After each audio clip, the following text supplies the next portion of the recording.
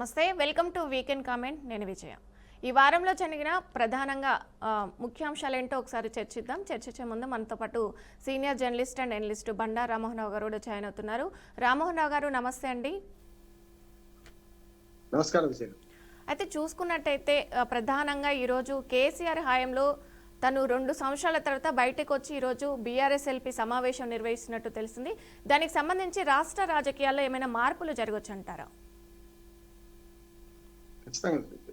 దానికంటే ముందు 2 విషయాలు మాట్లాడుతున్నాను. వాళ్ళ మనకు ఆయన అంతం అంటాం, అంటే వరల్డ్ సాలిస్టిక్స్ డే అంటాం వాళ్ళు. అట్లాగే మెడిటేషన్ డే కూడా ప్రతి సంవత్సరమే ఐక్యరాజ్య సమితి అంతర్జాతీయ యోగ ధ్యాన దినోత్సవాన్ని పెట్టింది. అది జరుగుతుంది.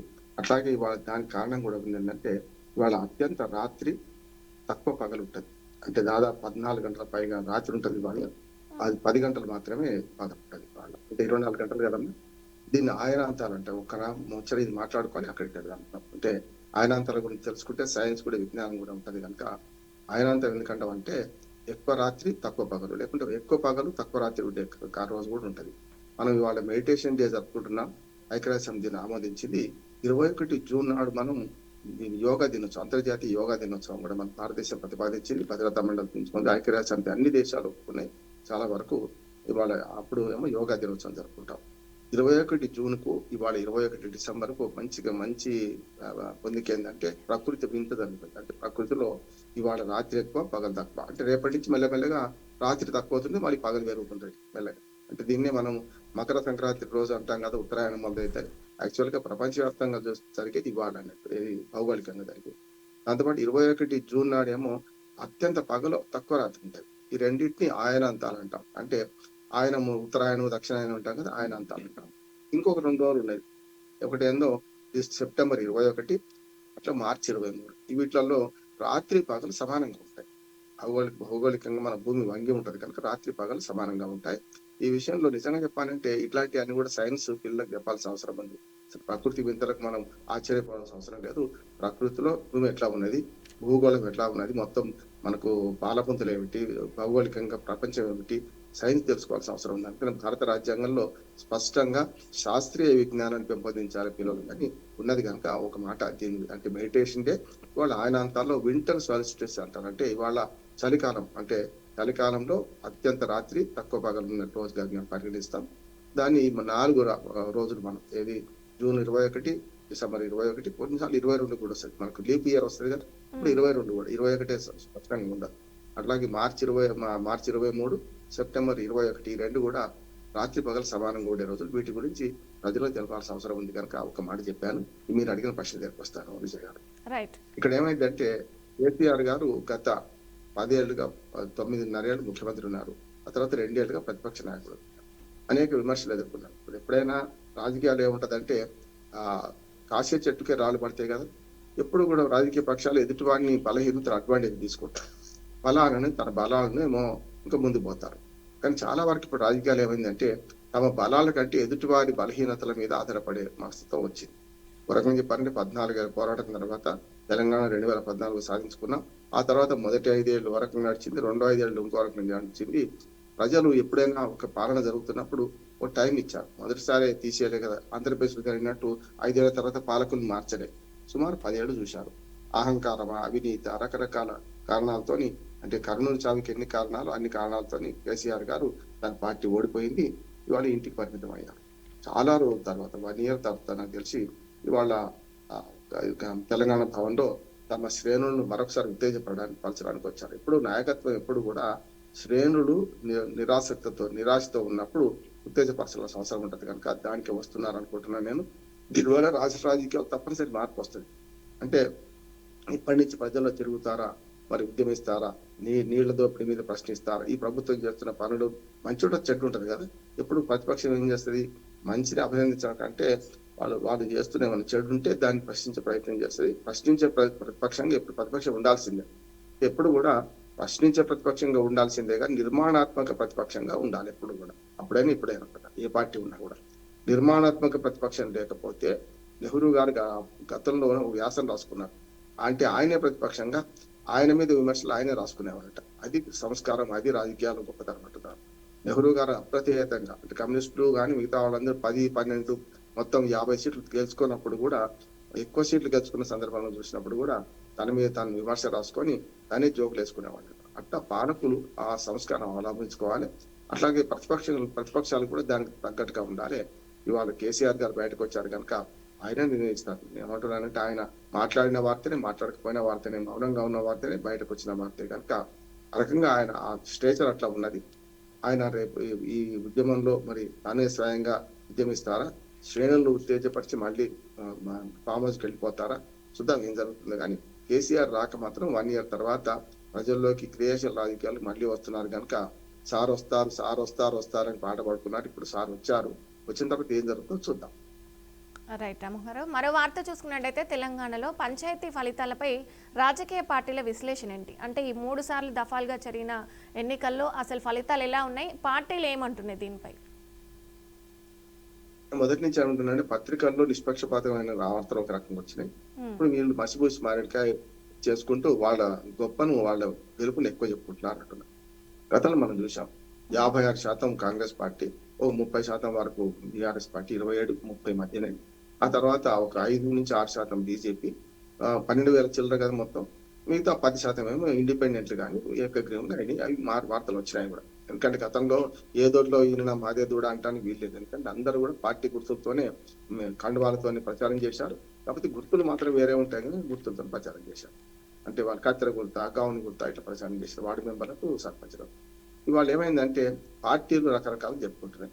ఇప్పుడు నిన్న కాక మొన్న రేవంత్ రెడ్డి గారు చెప్పుకుంటూ 66% మేము గెలిచాం, ఇక కేవలం ఇద్దరు కలిసి బీజేపీను బీఆర్ఎస్ కలిసి అని కుళ్ళు మిలాకార్ అని చెప్పారు. అయ్యా బీఆర్ఎస్ వేరు చెప్పండి, బీజేపీ చెప్పండి వేరంటే వాళ్ళిద్దరు ఒకటే కదా తోడు దొంగలు అన్నాడు.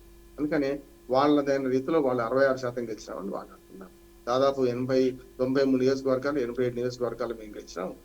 ఆఖరికి చివరికి కేసీఆర్ గారి నియోజకవర్గాల్లో కూడా ఆయన మెజార్టీ రాలేదని మాట్లాడుతుంటారు. అది వాస్తవం కూడా కాదు. కొన్ని వాస్తవాలు మరుగుపరిచారు. సరిగ్గా అదే రకంగా అర్ధ సత్యాలు అసత్యాలు చెప్తున్న బీఆర్ఎస్ పార్టీ కూడా అది చేస్తుంది. బీఆర్ఎస్ ఏమంటుంది 40% గెలుచుకున్నారు. ఎక్కడ గెలుచుకున్నారు 40%? 30% దాటలేదు వాళ్ళకి. అంటే వీళ్ళు ఏం చెప్తున్నారంటే ఇటుపక్క అంటే రేవంత్ రెడ్డి గారు అటుపక్క, ఇటుపక్క మన హరీష్ రావు కానీ, కేటీఆర్ కానీ వీళ్ళందరూ అర్ధ సత్యాలు చెప్తున్నారు. నిజంగా ప్రజలకు తెలుసు కదా ఏ గ్రామ పంచాయతీ ఎవరికి వచ్చిందనేది. కాకపోతే వీళ్ళిద్దరు ఏం చేస్తున్నారంటే ఇండిపెండెంట్లను లేకుంటే ఏకగ్రీవాలను కూడా మా వైపు మాదే వచ్చిందని ఆ 10% ఇటు అటు తెచ్చుకుంటారు. దానివల్ల వస్తుంది సంగతి. కాంగ్రెస్ పార్టీ లెక్క అయితే 55-56% కంటే మించి గెలవలేదు. బీఆర్ఎస్ కూడా 30% నుంచి గెలవలేదు. మిగతా 5%, 6% వీళ్ళు గెలిచారు. అందుకని పంచాయతీ ఫలితాలు విశ్లేషణగా చేయాల్సింది. వాట్ నెక్స్ట్ చేయాల్సిన పని ఏంటంటే ఇప్పుడు వీళ్ళు ఈ ఎన్నికలు అయిపోయినాయి కదా, కేల్కతం దుకాణం బంద్ కాదు కదా. అసలు కొత్త సర్పంచులు కోటి ఆశలతో ప్రజలు గెలిపించారు. వాళ్ళు కూడా రేపు పొద్దున గ్రామాభివృద్ధికి ఏం చేద్దామని ఆలోచన చేస్తున్నారు. రూపాయి లేదు కదా, దుడ్లు లేని ఏ పని కాదు కదా. కనుక ఇవాళ డబ్బులు ఎట్లా చేస్తారు? 3,300 కోట్ల రూపాయలు కేంద్ర ప్రభుత్వం నుంచి 2 ఏళ్లుగా ఆగిపోయినాయి. అవి తెప్పించాల్సిన అవసరం ఉంది.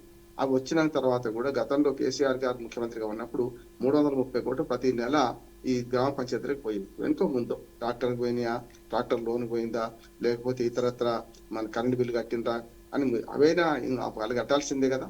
కనుక నేనేమంటున్నా అంటే రాష్ట్ర ప్రభుత్వం కూడా సరిగ్గా అంతే మొత్తాన్ని ఇవ్వాల్సిన అవసరం ఉంది. అంటే ముఖ్యంగా ఆర్థిక పరిపుష్టి లేకపోతే ఉత్సవ విగ్రహాలుగా వీళ్ళని కూర్చుని పెడతారా, సర్పంచులకు రేపు పని చెప్తారా అనే దాన్ని చూసుకుంటే గ్రామీణ మన వికాసానికి నిధులు అవసరం కనుక ఇవ్వాల్సిన అవసరం ఉన్నది. అది చేయమని నేను కోరుతున్నాను ప్రభుత్వానికి. ఎవరికి ఎన్ని సీట్లు వచ్చినాయి పక్కన పెట్టడం అయిపోయింది. ఈ ఊపులో నేను ప్రభుత్వానికి ఇంకో విజ్ఞప్తి చేస్తున్నానంటే ఇవాళ ఎంపీటీసీ, జెడ్పీటీసీ పదవీ కాలం అయిపోయి 1.5 year అయిపోయింది. మున్సిపాలిటీలు, కార్పొరేషన్ల పదవీ కాలం కూడా ఆల్మోస్ట్ హైదరాబాద్ తో సహా అయిపోతాయి. హైదరాబాద్ అయితే అది 1.5 year అయింది. హైదరాబాద్ అయితే ఇంకొక 2 నెలల్లో ఫిబ్రవరికి అయిపోతాయి. కనుక ఈ ఊపులో మొత్తం అంతా జూబ్లీ హిల్స్ ఎన్నికల విజయంతో ఈ పంచాయతీల ఎన్నికలు జరిపించారు. ఇప్పుడు పార్టీ పరంగా ఎన్నికలు జరపాలని కోరుకుంటున్నాం. పార్టీ పరంగా ఎన్నికలు మొత్తం అంతా ఏదైతే జెడ్పీటీసీ, ఎంపీటీసీ, మున్సిపాలిటీలు, కార్పొరేషన్ ఎన్నికలు పూర్తి చేసుకుంటే మరొక 2.5 ఏళ్ల దాకా ఎలాంటి ఎన్నికలు ఉంటావు కనుక ఈ మోడల్ కోడ్ ఆఫ్ కండక్ట్ అభివృద్ధికి ఆటంకం ఉండదు. కనుక ఈ ప్రభుత్వాన్ని మనం కోరేది ఏంటంటే స్థానిక ప్రభుత్వాలలో ఉన్న అన్ని అంశాలను పూర్తి చేసి ఇక ఎన్నికలు పూర్తి చేసుకున్నాక అభివృద్ధి అయిపోతే బాగుంటుందని నా ఉద్దేశం. రైట్ రామ్మోహన్ గారు. ఇక ఆంధ్రప్రదేశ్కి చూసుకున్నట్టయితే దాదాపు 2 రోజుల పాటు కలెక్టర్ల సదస్సు జరిగినట్టు కూడా మనం చూసాం. ఈ వారంలో దాదాపు 2 రోజుల ఆ చర్చల్లో ఏదైతే కలెక్టర్ల బదిలీల గురించి కానీ ప్రగతి పదంలో వెళ్ళడానికి అభివృద్ధి పథకాల గురించి కానీ చర్చించినట్టు తెలిసింది. అసలు ఏం జరిగిందంటారు? దీనిపైన మీ విశ్లేషణ ఏంటి? విజయ్ గారు, మన భారత రాజ్యాంగంలో సివిల్ సర్వెంట్ల పాత్ర చాలా పెద్దది. ఎందుకంటే రాజకీయ నాయకులు పరిజ్ఞానం ఉండకపోవచ్చు. ఒక రాజకీయ నాయకుడు ముఖ్యమంత్రి అయినంత మాత్రాన తనకు అన్ని రంగాల్లో పరిజ్ఞానం ఉండదు కదా. ఆ పరిజ్ఞానంతో ఏది మంచి ఏది చెడ్డ, ఏ పథకం ఎట్లా చేయొచ్చు, పథకాల రూపకల్పన కానీ విధానాల రూపకల్పననేమో ప్రభుత్వాలు చేస్తాయి, ముఖ్యంగా చట్టసభలు చేస్తాయి. దాన్ని ఇంప్లిమెంట్ చేయడంలో సివిల్ సర్వీసెస్ వాళ్ళ బాధ్యత చాలా పెద్దది కూడా. అందుకనే చాలా మంది ఐఏఎస్ ఆఫీసర్లతో నేను ఏదైతే రిపోర్టర్ గా జర్నలిస్ట్ గా పనిచేసే సందర్భంలో కొన్నిసార్లు మన రాజకీయ నాయకులు అంతకంటే మంచి పరిజ్ఞానంతో ఉండాల్సిన అవసరం ఉంటుంది. ఒకసారి ఈ వీళ్ళు కొంత వాళ్ళ స్వార్థం కోసం పక్కదారి పట్టించవచ్చు ప్రభుత్వాన్ని కూడా. నేను కేసీ పంత్ లాంటి రక్షణ శాఖ మంత్రి చూస్తే నాకు అనిపించింది, ఈ ఐఏఎస్ ఆఫీసర్ల కంటే 100 రెట్ల తెలివి ఎక్కువ ఉన్నది. అంటే అంత రాజకీయ నాయకులు అట్లా ఉండాలని నేను లేదు కదా. అందుకని రాజకీయ నాయకుల పరిజ్ఞానం పరిమితమైంది కనుక వాళ్ళకు పరిపాలన సౌలభ్యం కోసం ఈ ఐఏఎస్ ఐపీఎస్ ఆఫీసర్ని పెట్టుకుంటాం. కనుక వీళ్ళందరూ చేయాల్సిన పని ఏంటి?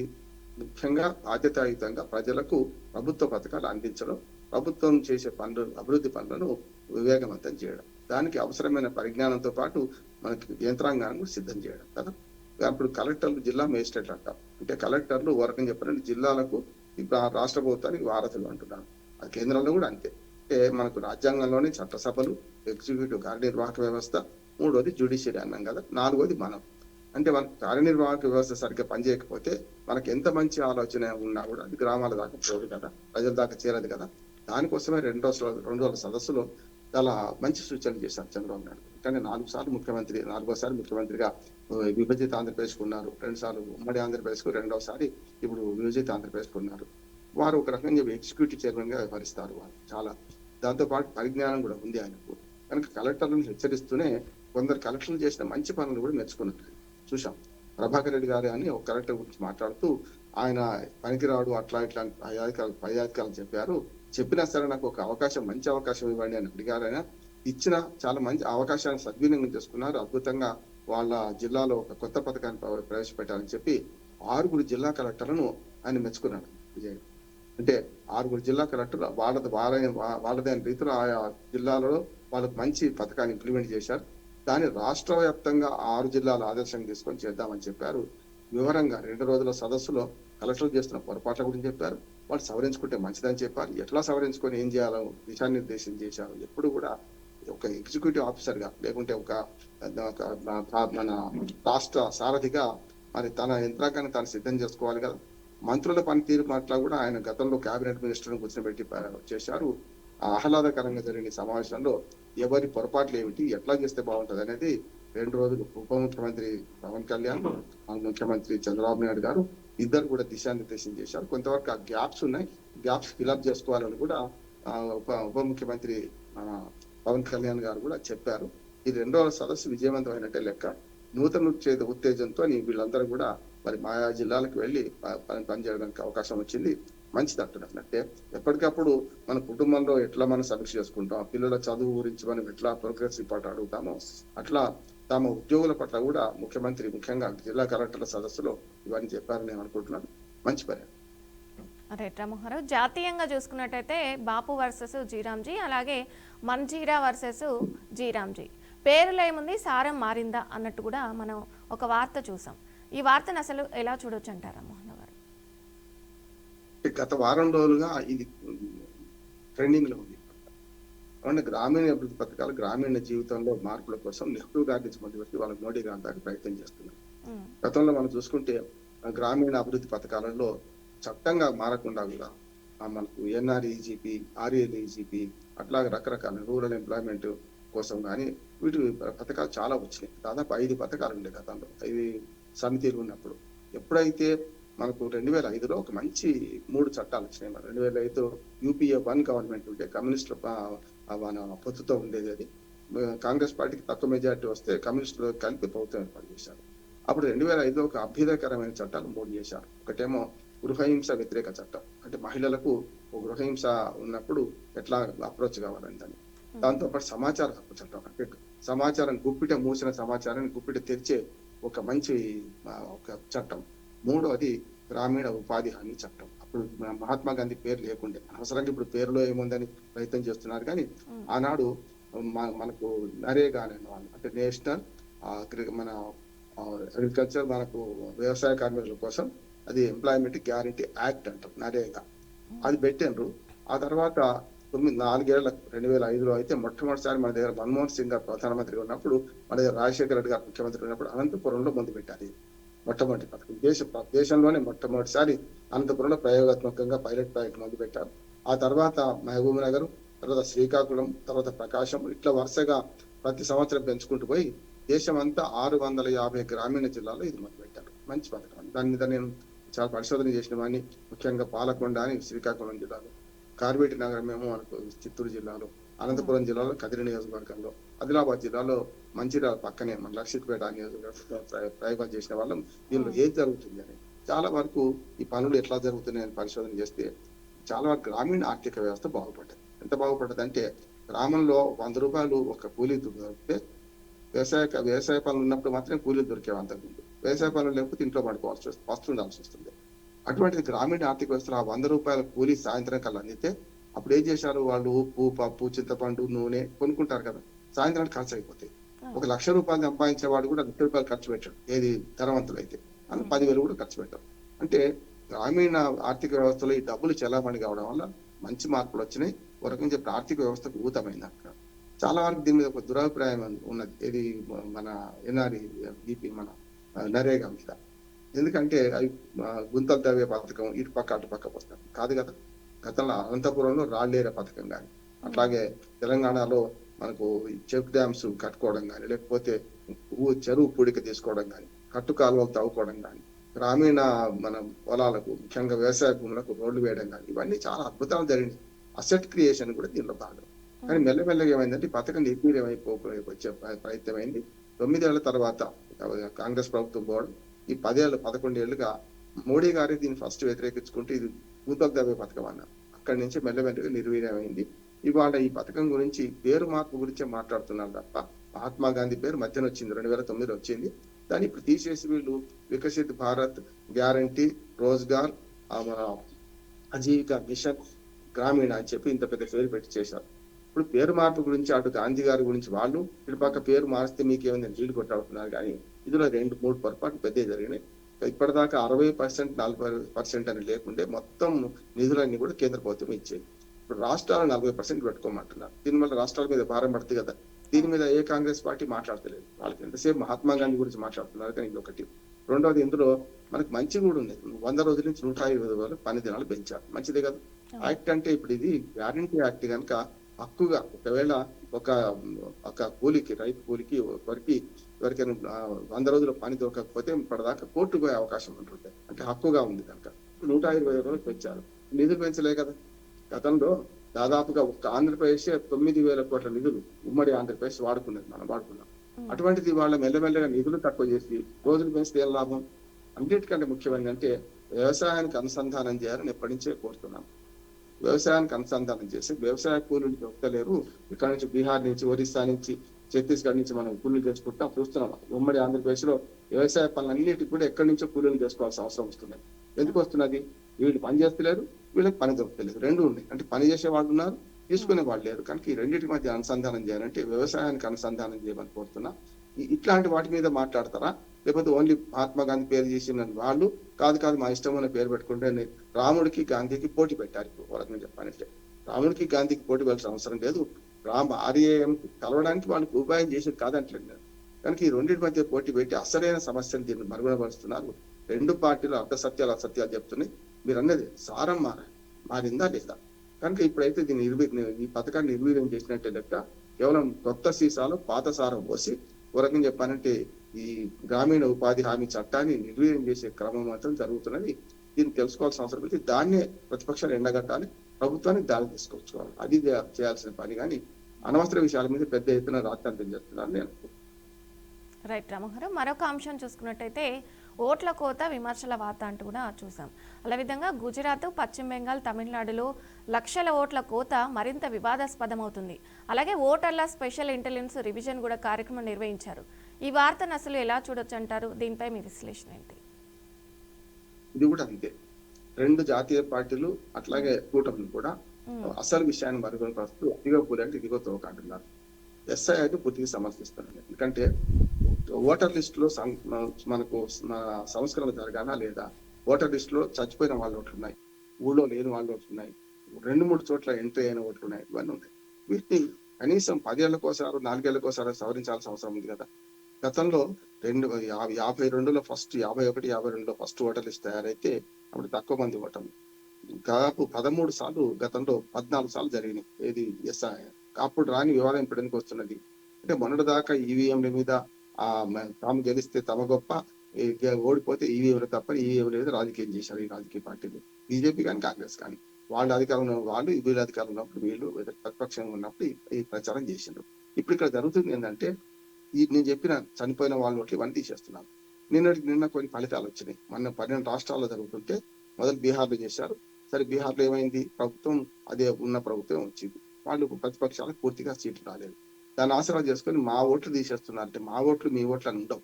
అంటే చచ్చిపోయిన వాళ్ళ ఓట్లు ఎవరికైనా సరే, చచ్చిపోయిన వాళ్ళు ఎవరికి ఓటు వేస్తారు, మరి తీసేయాల్సిన అవసరం ఉంది.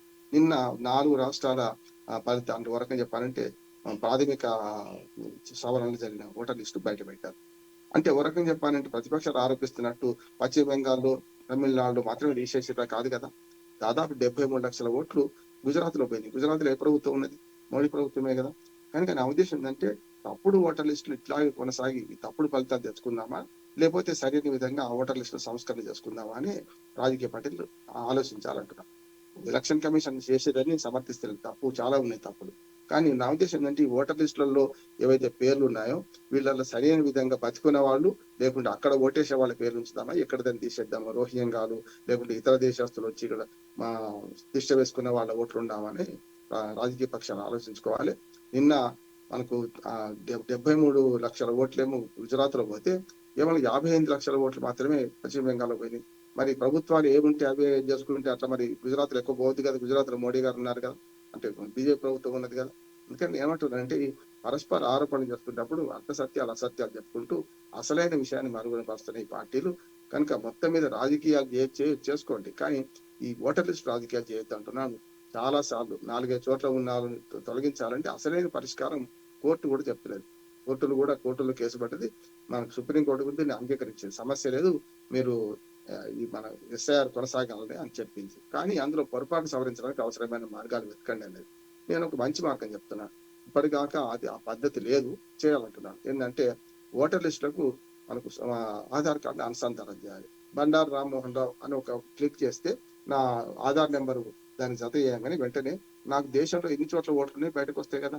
అది ఎందుకు చేస్తలేరు అంటే, ఈ దొంగ ఓట్లు, ఈ దొంగ లెక్కలతోనే గెలుద్దామని అటుపక్క ఇద్దరు అనుకుంటున్నారు కనుక తప్పు జరుగుతుంది. ఓటర్ లిస్టులో ఆధార్ కార్డుతో అనుసంధానం చేయాలి. ఒక్క మనిషికి ఒకటే ఓటు ఉండాలి. అంబేద్కర్ గారు చెప్పింది ఒకటే, ఒక మనిషి ఒక ఓటు ఒక విలువ అన్నాడు. కనుక దేశంలో ఎక్కడైనా ఒకే ఓటు ఉండాలి. ఇవాళ 4-5 చోట్ల ఓట్లు ఉన్నారు. అందుకని మీరు చూస్తున్న జూబ్లీహిల్స్ ఎన్నికలు చూసాం కదా మనం. 4 లక్షల ఓట్లు ఉంటే 2 లక్షల ఓట్లు పోలు కానీ, ఎందుకని 1,00,000 ఓట్లు అక్కడ లేవు కదా. అక్కడ మనుషులు లేరు, 1,00,000 ఓట్లు పేర్లు ఉంటాయి. కనుక అట్లా కాకుండా చేయాలంటే ఓటర్ లిస్ట్ సమగ్ర సవరణ జరగాల్సిందే. 13 సార్లు కాంగ్రెస్ హయాంలో జరిగింది, ఒక్కసారి వాజ్పేయి గారి హయాంలో జరిగింది. మరి 21 ఏళ్లుగా ఈ ఓటర్ లిస్టు సవరించారు. ఎప్పుడు కూడా నీళ్లు స్టాగ్నేట్ అవుతే విజయ్ గారు మురికి కాలం అవుతుంది, నీళ్లు పారుతుంటే సెలయేర్ అవుతుంది, దోషులు పెట్టుకొని తాగొచ్చు. అందుకని ఓటర్ లిస్ట్ సమగ్ర సవరణ జరగాల్సిందే. అలా పొరపాట్లు ఉంటే మనం చేయాల్సిందే. అన్నిటికంటే ఒక్క మాట మనం చెప్పి నేను ముగిస్తాను. అనర్హులు 10 మంది ఓటర్ లిస్ట్ లో ఉంటే తప్పులేదు, అది కూడా తప్పే, కానీ ఉండొచ్చు, నష్టం లేదు. కానీ అర్హుని ఓటు ఒక్కటి కూడా తీసేయద్దు అంటున్నాను. అందుకని ఒకవేళ అర్హులైన ఓట్లు ఇప్పుడు తీసేసిన ఓట్లలో ఎవరైనా ఉంటే మళ్ళీ అప్లై చేసుకోవాలి. రాజకీయ పక్షాలు చేయాల్సిన పని ఇదే అంటున్నాను, అధికారులుగా చేయాల్సిన పని. ప్రజలను చైతన్యవంతం చేయాలి. నా ఓటు పోతే నేను పోయి మళ్ళీ అప్లై చేసుకుంటూ వచ్చేస్తుంది కదా. ఇప్పుడు నిన్నటికి పూర్తి అయిపోయింది వాళ్ళ సమయం. జనవరి 18 దాకా నేను టైం ఇచ్చాను. మళ్ళీ ఎవరైనా అర్హులైన ఓటర్లు ఇందులో జాబితాలో తొలగించబడితే మీరు మళ్ళీ అప్లై చేసుకోమన్నారు, చేయాలంటున్నాను. ఎప్పుడు కూడా సమగ్ర సవరణ జరగకుండా, ఓటర్ లిస్టు సమగ్రంగా మనకు ప్రక్షాళన జరగకుండా ఈ ఎన్నికలన్నీ బూటకపు ఎన్నికలు అయితే కనుక ఆ ఓటర్ లిస్టు సవరణను మనం అందరూ అంగీకరించాల్సింది. దాని పొరపాటు ఉంటే ఖచ్చితంగా మనం వ్యతిరేకించాల్సింది. ఈ రెండు చేయాల్సిన పని రాజకీయ పక్షాలు అంటున్నాను.